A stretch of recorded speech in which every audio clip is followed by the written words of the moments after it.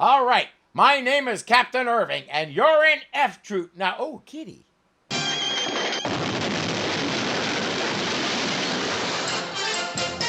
Jane is delivering a letter to Captain Parmenter.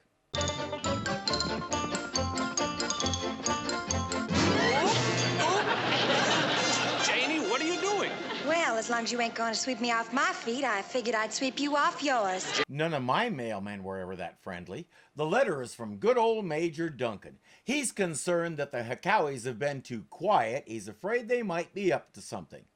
Translation: there are no uprisings that he can use to justify his job, so he wants you to manufacture one. I wouldn't worry none, Wilton.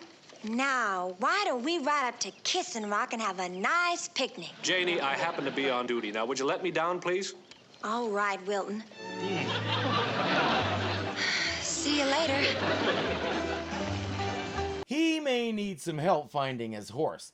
I mentioned in the first episode that Melody Patterson was just shy of 16 when she auditioned for this part, even went so far as to forge a birth certificate to convince him she was legal.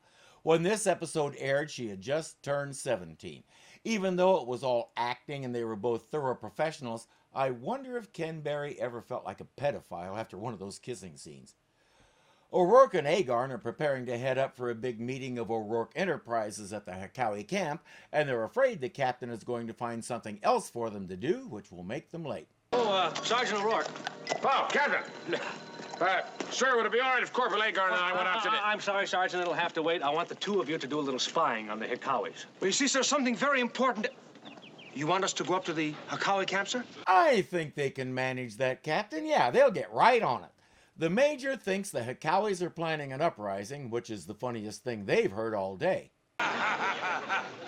You want a Hekawi uprising? Who we uprise against? We not care who, but Hekawi must go on warpath. Boy, have you got wrong tribe. You hold your tongue, crazy cat. You not forget. You talk to me, Snake Eyes. Inspector, Council of Indian Nations. Apparently, the Council of Indian Nations is kind of like the auto club. If you don't have an accident or run out of gas every once in a while, they wonder if there's something wrong with you.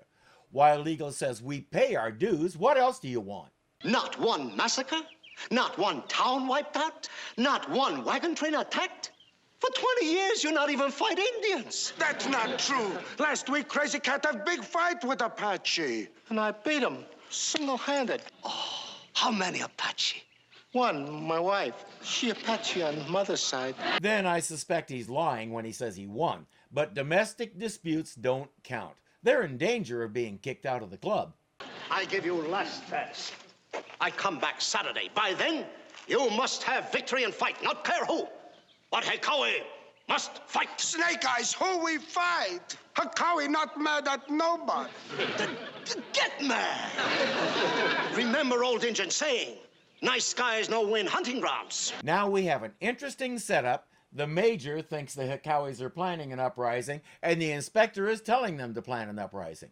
My suggestion? Stage your uprising against the inspector. That should keep everybody happy.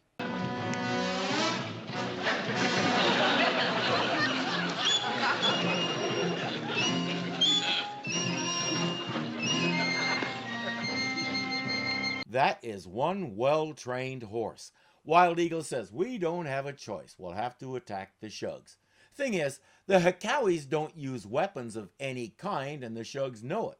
So attacking them amounts to more like walking up to the Shugs, saying, you win, and going home. I'm not sure the inspector will go for that.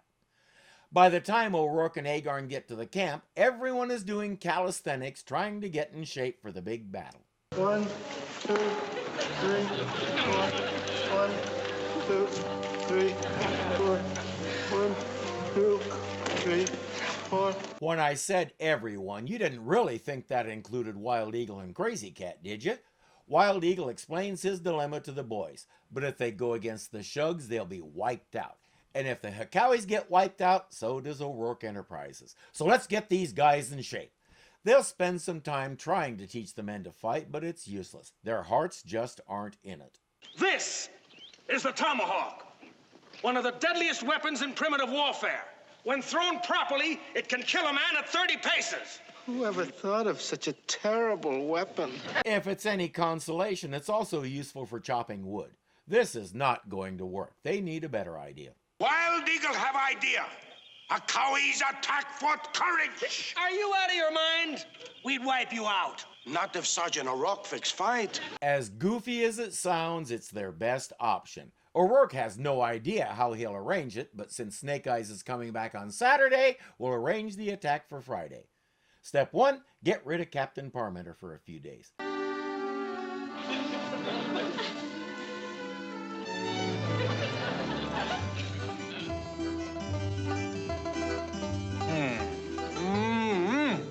Just make sure that doesn't fall off into his spaghetti. It does funny things to the texture. You know, Jenny, I'd say there isn't a better spaghetti cook than you in the whole country. Well, thank you, Wilton. Getting it is almost as much fun as eating it. If you like my cooking so much, I know how you can get it all the time. So do I, but they wouldn't let me sign you up for the cavalry. You're a girl. Somebody must have told you. No, nobody had to tell him. He figured it out after the first time you wore a dress. I swear, Wilton, I don't know why I come over here so much. Sometimes I just think I'm wasting my time. You are if you expect to get into the cavalry.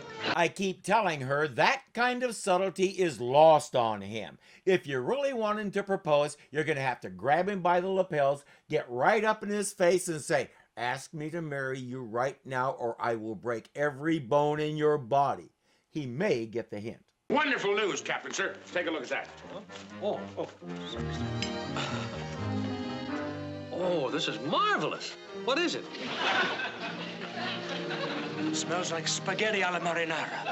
It's a new treaty with the Hekawis, sir, and this time we got them to include a no massacre clause. They say, you should hand deliver this to the major right away. He'll take some soldiers along for show, and he'll take Jane along for protection. O'Rourke puts the rest of the men to work cleaning the barracks. That just leaves Vanderbilt in the tower when the Hekawis arrive. Soldier, open up gate! 3 o'clock and all is well! Needs to be a little more vicious, I think. This calls for creative thinking.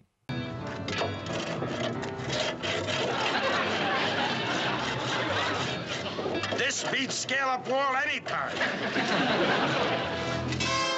It may be easier than scaling the wall, but it's not nearly as impressive.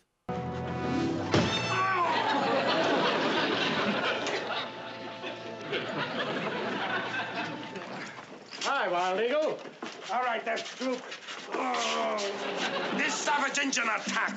You are prisoners. They have no idea what's going on. O'Rourke and Agarn are in town at the saloon, so they don't even know the attack has started. Hey! What's going on here? Heavens to Betsy, Sarge, it's an Indian attack. You under arrest. Line up with other prisoners. Oh.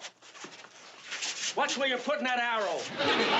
Tie everybody up and use double tongues on a rock. Hey, Chief, you don't have to tie me up. You know that. Sorry, Sarge. Got to make it look good. Now they know.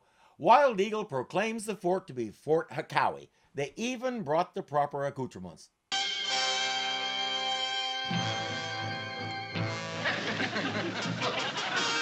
Snake Eyes, we have met enemy and they are ours. I never think you'd do it.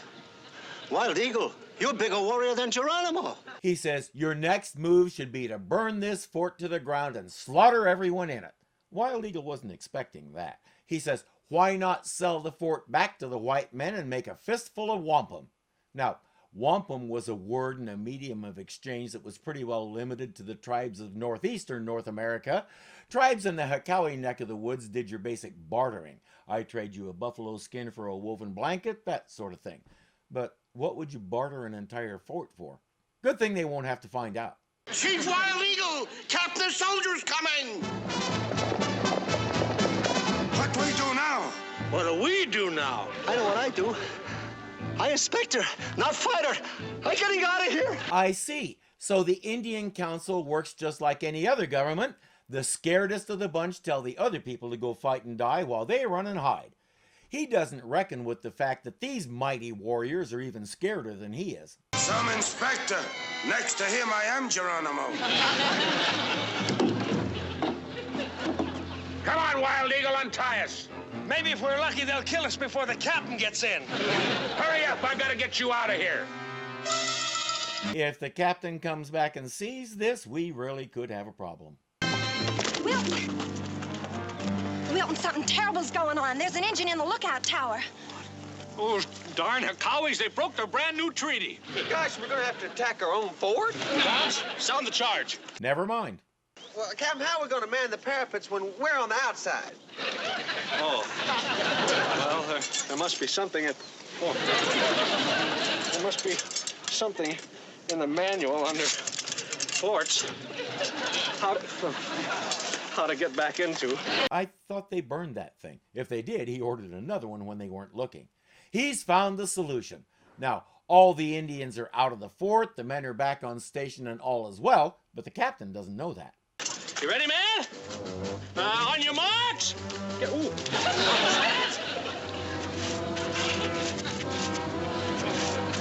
Go!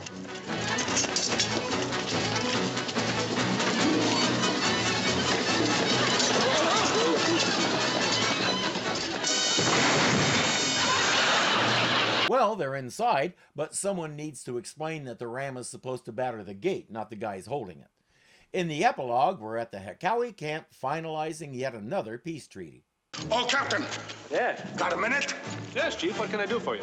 Would you like a goodbye on a slightly used Hekawi victory flag? How much do you want for it? $10. $10. Very rare. I know. This made by original Hekawi maiden. Captain Parmenter was using the flag as a throw rug in his quarters when Major Duncan spotted it and decided he just had to have it. Captain Parmenter didn't really want to part with it, but he decided that the Major's offer of $40 would go a long way, even after he gave the Hekawis their cut. It made its way up the chain of command until the president bought it for $3,000. Sources said it was the most expensive towel that ever graced the White House bath closet. If you're enjoying this, be sure to click the thumbs up button to show you like it. If you're not subscribed yet, punch me in the face right here and get it done. And don't forget that you can become a patron and help keep this kitty fed. The link is below. Until next time.